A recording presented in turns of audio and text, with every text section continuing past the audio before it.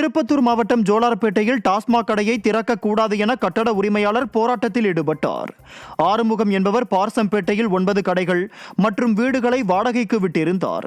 2022ஆம் ஆண்டு அவர் உடல்நலக்குறைவால் உயிரிழந்தார். அவரது இடத்தில் இருந்து டாஸ்மாக் கடையை காலி செய்ய அவரது மனைவி பாரதி பலமுறை கோரிக்கை வைத்தும் காலி செய்யாத டாஸ்மாக் நிர்வாகத்தை கண்டித்து கடைக்கு பூட்டு போட்டு போராட்டத்தில் ஈடுபட்டார். இதனால் கலெக்ஷன் போகிறதே என கவலையடைந்த டாஸ்மாக் அதிகாரிகள் ஓடோடி வந்து கட்டட உரிமையாளரிடம் பேச்சுவார்த்தையில் ஈடுபட்டனர்.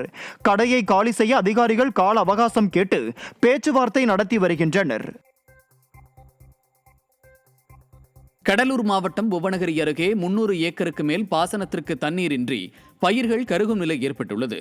பூசித்தேரி, சாத்தப்பாடி, தெற்கு திட்டை, வடக்கு திட்டை உள்ளிட்ட பல்வேறு பகுதிகளில் நேரடி நெல் விதைப்பு செய்திருக்கும் விவசாயிகள் பாசனத்திற்கு தண்ணீரின்றி பயிர்கள் கருகும் நிலையால் கண்ணீர் சிந்துகின்றனர்.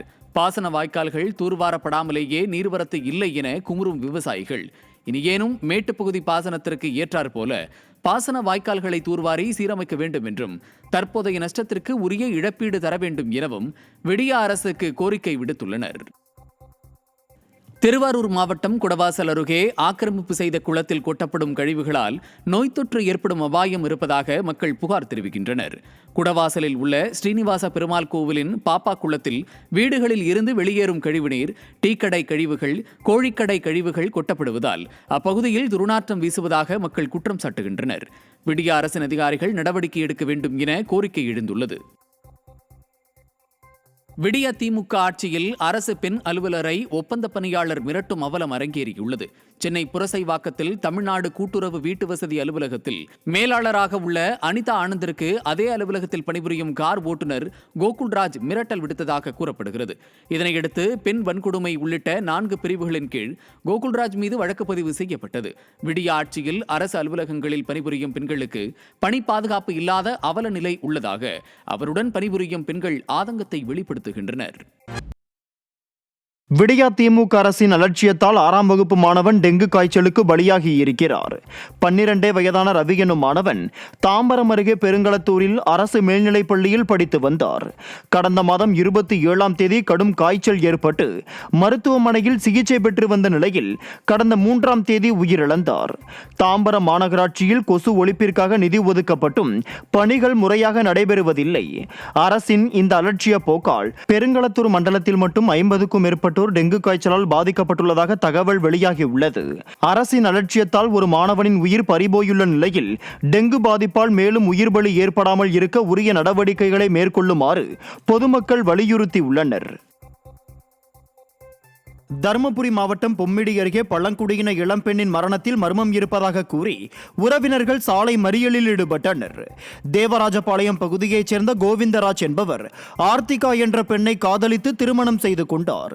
சமீப காலமாக கணவன் மனைவி இடையே அடிக்கடி தகராறு ஏற்பட்டு வந்துள்ளது. இந்த நிலையில் ஆர்த்தி தனது வீட்டில் உடலில் காயங்களோடு இறந்த நிலையில் கிடந்துள்ளார். இதை கண்டு அதிர்ச்சி அடைந்த உறவினர்கள் ஆர்த்தியின் மரணத்தில் மர்மம் இருப்பதாக கூறி காவல் நிலையம் முன்பு சாலை மறியலில் ஈடுபட்டதால் போக்குவரத்து பாதிக்கப்பட்டது. திண்டுக்கல் மாவட்டம் கீழக்கோட்டை பகுதியில் விடிய அரசு விளம்பர நோக்கோடு நடத்திய மக்கள் தொடர்பு முகாமில் இருந்து சிறிது நேரத்தில் மாவட்ட ஆட்சித்தலைவர் புறப்பட்டு சென்றார்.